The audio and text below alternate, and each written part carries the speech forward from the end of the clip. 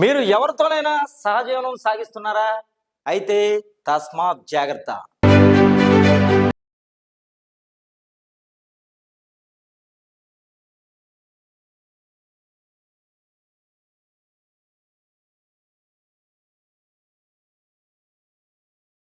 మహిళలు, మీ ప్రాణాలు గాల్లో కలిసిపోతాయి.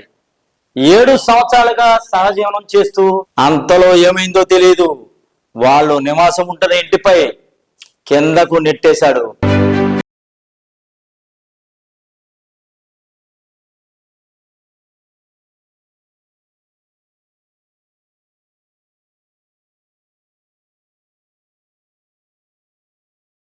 పశ్చిమ గోదావరి జిల్లా పాలకొల్లు నియోజకవర్గం పెంకిలిపాడు టిట్కోయల సముదాయంలో నివాసం ఉంటున్న తాడి రాధ తన భర్త నుండి 10 సంవత్సరాలుగా దూరంగా ఉంటుంది.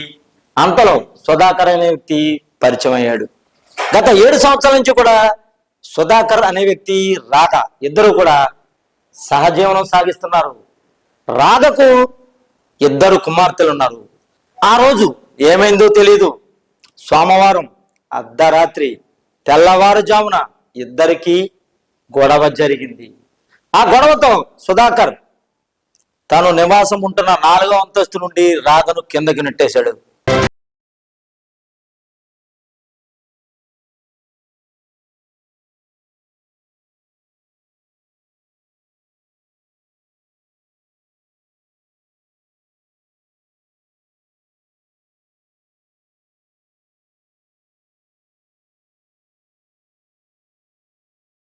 అంతలో రాధ ప్రాణాలు కోల్పోయింది.